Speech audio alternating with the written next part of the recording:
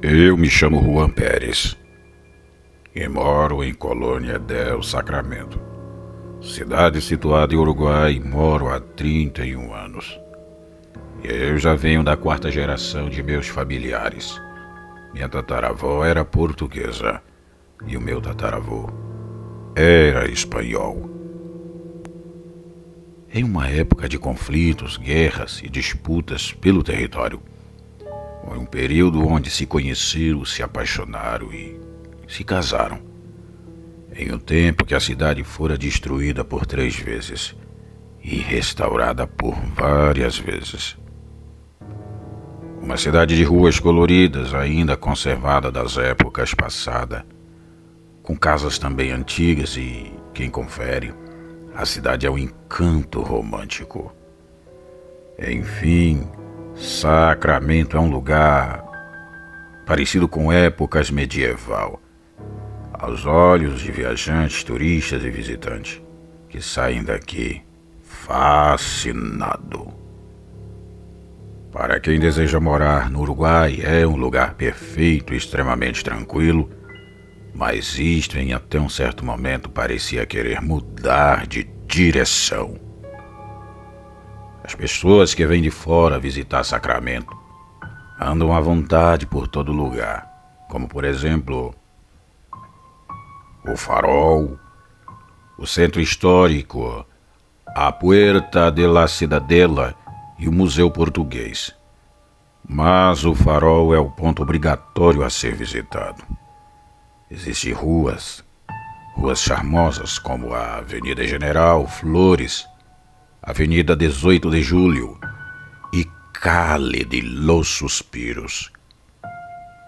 Enfim, descrevendo a vocês o que Sacramento no Uruguai tem de melhor. Mas como disse, coisas estranhas começaram a acontecer que em meus mais de 30 anos de vida por aqui nunca se viram rumores algum. Pessoas assustadas e comentando de Calle de los Suspiros, que em noites frias e nebulosas o local é de dar medo. Até aí só comentários que se ouvia o povo falar. Mas houve uma noite de Serração Baixa, um pouco fria. Eu estava caminhando com meu cachorro. Quando observei à frente, meu cachorro começou a latir e avançar de tal maneira que na fissura quase foi me arrastando. Eu o esforçava para o segurar, mas ele estava muito agitado. Coloquei em meio às minhas pernas para o acalmá-lo.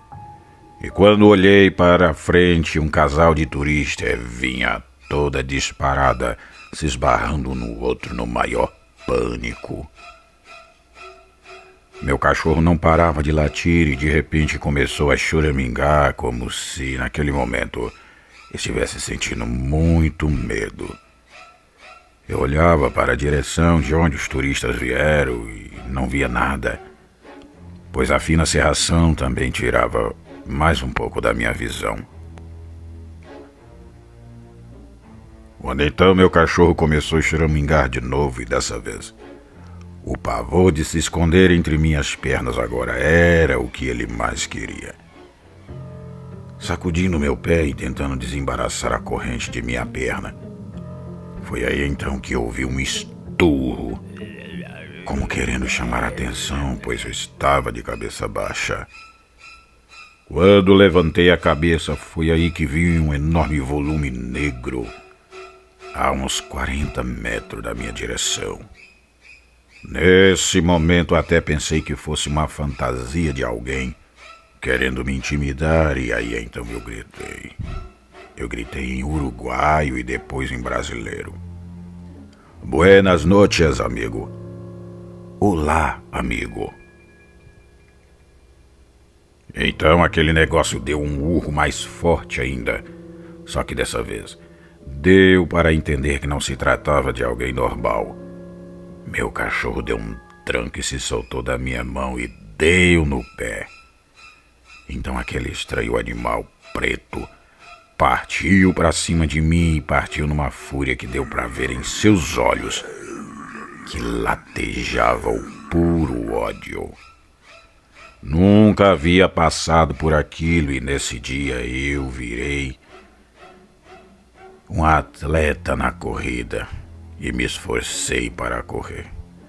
Dava para sentir o calor chegando mais próximo e cada vez mais perto de mim. Coloquei toda a força nas minhas pernas para escapar com vida. Não parei para ver detalhes algum. Só queria sair dali e chegar na minha casa. Mas vezes que eu meneava a cabeça de um lado para o outro, dava para se ter noção da criatura horrorosa e fedida que era aquele bicho. Naquela correria toda, parei em cima de um carrinho de pipoca de um vendedor ambulante que estava próximo à praça.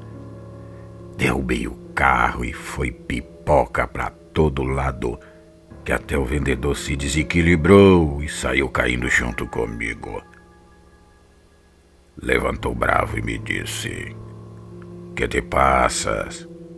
Que te passas?" Que até esqueci daquela criatura, pedindo a ele desculpas e disse que havia uma coisa atrás de mim. Olhei ao redor, percebi que já não havia mais bicho nenhum. Ajudei ele a levantar o carro, arrumar toda aquela bagunça. Então comecei a explicar a ele o motivo de toda aquela correria, que resultou numa topada. Ele meio confuso. Percebi em seu olhar que ele não estava acreditando no que eu falava. Falei a ele alguns detalhes daquela coisa no pouco que eu vi. Ele então me olhou e disse: "Hombre lobo." Eu disse a ele meio confuso: "Mas isso não existe." Novamente ele olhou para mim e disse: "E quem te perseguiu? Quem te atacou?" Eu não falei nada, mas me olhou e falou com todas as letras: "O homem lobo te atacou e se te pega, você não estaria mais aqui." Estávamos ainda a conversar quando parei, cheirei o ar e disse a ele: "Olha, está sentindo esse odor?" Ele também cheirou o ar e disse: "Estou, e é forte como cheiro de enxofre, um cheiro forte e podre." Pensei comigo: deve estar aqui por perto. Disse ao moço que saísse dali, pois eu já estava dando no pé. Ele se ajeitou e saiu às pressas com seu carro de pipoca, e então me virei e mandei no pé dali. A minha casa estava próxima dali. Quando já cheguei me jogando por cima da porta e fiz o maior estrondo. De tanto pavor, fechei dando aquela porrada na porta que quase arrebenta o trinco e a maçaneta. O coração na boca batia no peito, parecia que estava na língua. Sentia a pulsação no meu pescoço, parecendo um relógio de parede. Tranquei bem a casa e não disse nada a ninguém. As 4 pessoas daquele episódio assombroso era o casal, eu e o pipoqueiro.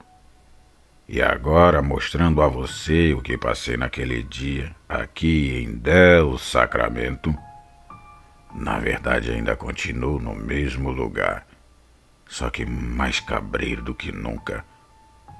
Depois daquele dia, já não mais sei se aquele bicho voltará a atacar de novo.